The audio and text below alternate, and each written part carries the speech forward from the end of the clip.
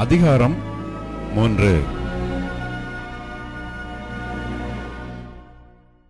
கடைசியாக, சகோதரரே, உங்களிடத்தில் கர்த்தருடைய வசனம் பரம்பி மகிமைப்படுகிறது போல எவ்விடத்திலும் பரம்பி மகிமைப்படும்படிக்கும் துர்க்குணராகிய பொல்லாத மனுஷர் கையினின்று நாங்கள் விடுவிக்கப்படும்படிக்கும் எங்களுக்காக வேண்டிக் கொள்ளுங்கள். விசுவாசம் எல்லாரிடத்திலும் இல்லையே. கர்த்தரோ உண்மை உள்ளவர்.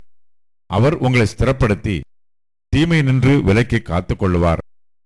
மேலும் நாங்கள் கட்டளை இடுகிறவைகளை நீங்கள் செய்து வருகிறீர்கள் என்றும் இனிமேலும் செய்வீர்கள் என்றும் உங்களை குறித்து கர்த்தருக்குள் நம்பிக்கையாய் இருக்கிறோம்.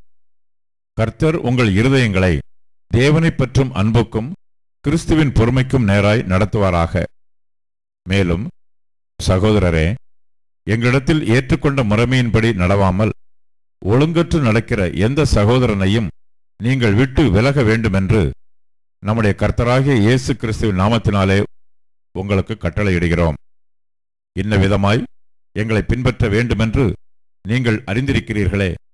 நாங்கள் உங்களுக்குள்ளே ஒழுங்கற்று நடவாமலும் ஒருவனிடத்திலும் இலவசமாய் சாப்பிடாமலும் உங்களில் ஒருவனுக்கும் பாரமாயிராதபடிக்கு இரவும் பகலும் பிரயாசத்தோடும் வருத்தத்தோடும் வேலை செய்து சாப்பிட்டோம். உங்கள் மேல் பாரத்தை வைப்பதற்கான அதிகாரம் எங்களுக்கு இல்லை என்பதினாலே அப்படி செய்யாமல் நீங்கள் எங்களை பின்பற்றும்படிக்கு நாங்கள் உங்களுக்கு மாதிரியாய் இருக்க வேண்டும் என்றே அப்படி செய்தோம். ஒருவன் வேலை செய்ய மனதில்லாதிருந்தால் அவன் சாப்பிடவும் கூடாது என்று நாங்கள் உங்களிடத்தில் இருந்தபோது உங்களுக்கு கட்டளையிட்டோமே. உங்களில் சிலர் யாதொரு வேலையும் செய்யாமல் வீண் அலுவற்காரராய் ஒழுங்கற்று திரிகிறார்கள் என்று கேள்விப்படுகிறோம். இப்படிப்பட்டவர்கள் அமைதலோடு வேலை செய்து தங்கள் சொந்த சாப்பாட்டை சாப்பிட வேண்டுமென்று நம்முடைய கர்த்தராகிய இயேசு கிறிஸ்துவினாலே அவர்களுக்கு கட்டளையிட்டு புத்தி சொல்லுகிறோம். சகோதரரே, நீங்கள் நன்மை செய்வதிலே சோர்ந்து போகாமல் இருங்கள்.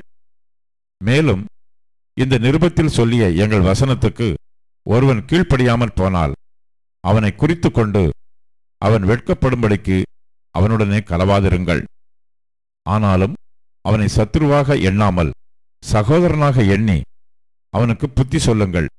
சமாதானத்தின் கர்த்தர்தாமே எப்பொழுதும் சகல விதத்திலும் உங்களுக்கு சமாதானத்தை தந்தருளுவாராக. கர்த்தர் உங்கள் அனைவரோடும் கூட இருப்பாராக. பவுலாகிய நான் என் கையெழுத்தாலே உங்களை வாழ்த்துகிறேன். நிருபங்கள் தோறும் இதுவே அடையாளம். இப்படியே எழுதுகிறேன். நம்முடைய கர்த்தராகிய இயேசு கிறிஸ்துவின் கிருபை உங்கள் அனைவரோடும் கூட இருப்பதாக. ஆமென்.